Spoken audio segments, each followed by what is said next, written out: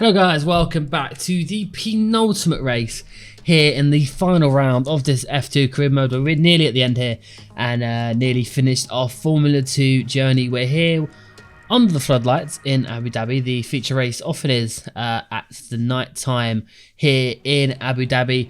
Traditionally qualifying, skip to the end of qualifying, do a few runs, and naturally that is exactly what we're going to do. We're going to do one run here in qualifying. I'm feeling pretty confident, to say the least, off of the back of that win in Russia, but we're kind of taking an extremely wide line, and we're getting exceeding track limits, but end of the season, we really don't care. But we'll come across the line and we're going to set a blistering time of 1:48.1, I believe, so that's not too bad. That's pretty handy, and that's going to be enough to see us through qualifying. So naturally, towards the end of the season, things tend to hot up, things get a bit more exciting, quite a lot of things happen towards the end, and it comes down to who's going to win the championship between the drivers, and maybe the teams are still involved, and stuff like that. But obviously for us, that was all sewn up in Monza, so we're essentially here to just have a bit of fun, refine our racecraft for the final rounds here. And as soon as we get to Melbourne, everything will change. Harry Jack's there on the camera taking a picture of Mick with Alex Gillen standing there in the Prema uniform. I'll tell you what, he's actually been there every single race through. Whenever we've won, he's always been there in the back, so he's probably been our most loyal mechanic easily this season. So shout out to Alex Gillen for that honour. Same with Harry Jacks. Harry Jacks has also been there. I think about it, I think Harry Jacks has definitely been the better mechanic than Alex Gillen. But Jordan King, our rival, is in P2. Antoine Hubert P3. I can't stop going on about it, but Hubert has done a fantastic job at the end of this season. Dorian Boccolacci 8th, 9th and 10th again for the Sauber Junior Charouz drivers. Nick De Vries, shocking season. Same with Nicholas Latifi, absolutely horrific in the grand scheme of things for them. Ragunathan, P20 once again. So things are as they should be as we now move on, and we are ready to start the penultimate race of the season. Going to be a simple one-stop.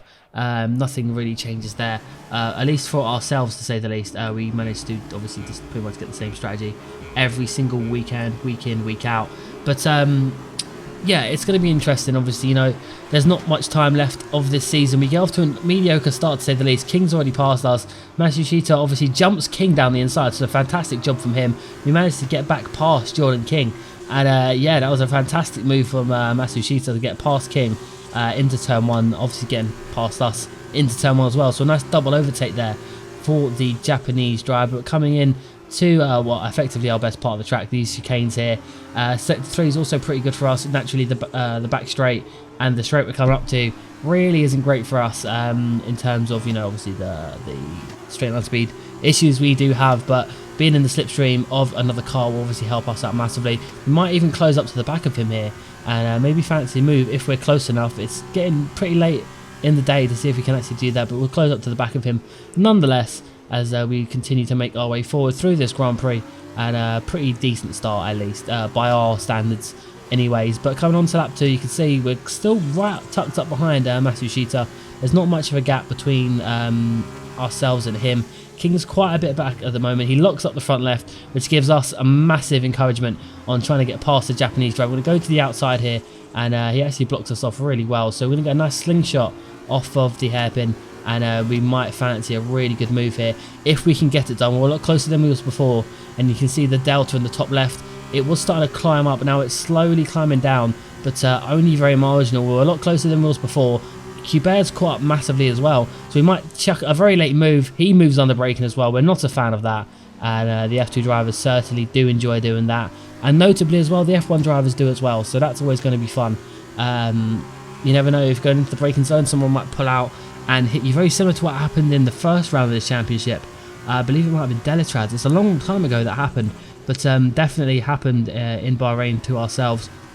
Coming across the line to start lap 3, Hubert's also passed Matsushita, so Hubert's definitely following us through, and he sets the fastest lap, and so does Callum Eilert, where we had pole position. We had, a decent start to the weekend. We're struggling now against Hubert once again. I'll say it once, I'll say it again. These tyres, we do not suit these tyres at all. We are not happy with them at all. Never have been entire season. Get us onto the yellow mark tyres and we are away. We love those tyres so much. And now Hubert is trying to make our lives a little bit difficult. He's going to go to the right hand side. There's a green flag and a yellow flag, so it looks like someone slowed down a little bit here.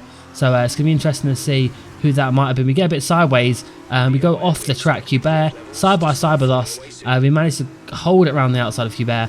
Under the yellow flags, he might have had to have let us through there, given the state of everything that had happened. But it looks like a car has retired, and it's going to be one of the Dams cars.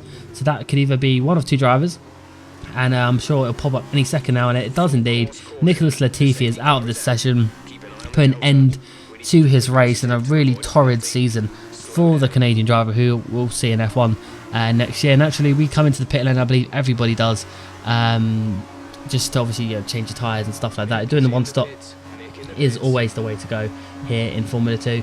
Sometimes even in the sprint race, sometimes the one stop helps, even though naturally you'd obviously stick to your stick with the tyres you start the race on. But we come into the pit lanes, and I believe Jordan King will just park his car in there. Does indeed. Mick's a bit held up, unfortunately. There's nothing we can do about that. It won't hinder us too much in terms of the teams, because we don't need to worry about that. But Mick Schumacher does currently have the fastest lap of the race, so that's interesting to see. Mashita down in 4th. Eilert's made up to 3rd, so that's really impressive from the British Ferrari Academy driver, so well played to him. Nick De Vries up to P5. Now that is probably one of De Vries' best starts to a race so far. I mean, we're a quarter of the way through. We're still behind a safety car, so we'll probably be behind it for a good few laps at least. So it's a pretty good start for De Vries. Let's see if he can convert that maybe into a podium. As safety car is in, we are ready to resume racing. I'm going to go nice and slow towards the final corner.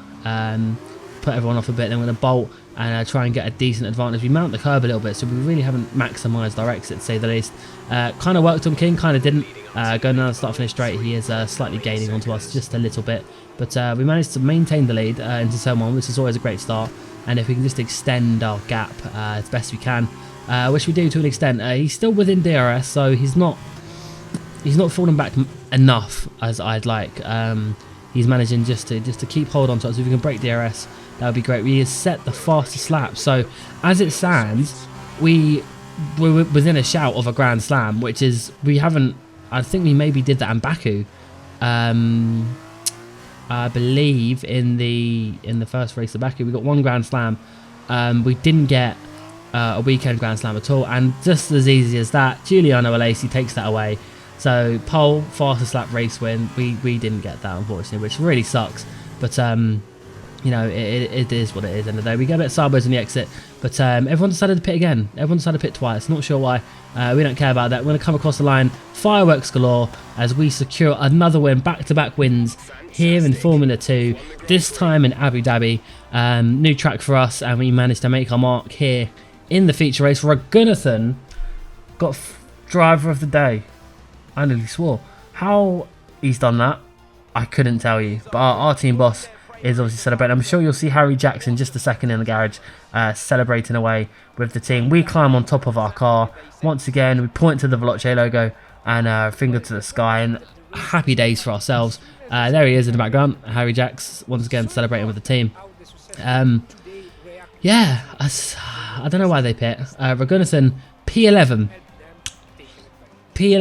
and he got driver of the day. I don't know how he does it. I really don't. Jordan King obviously on the podium, and Callum Ilott in P3. So I'm pretty sure this was how the podium shaped up not too long ago. But that's been it for the video, guys. I hope you have enjoyed. If you have, please do slap a like on it, subscribe, and next video will probably be the finale of this F2 career mode. I'm well excited for that. You should be too. Until then, guys, take care. Bye bye.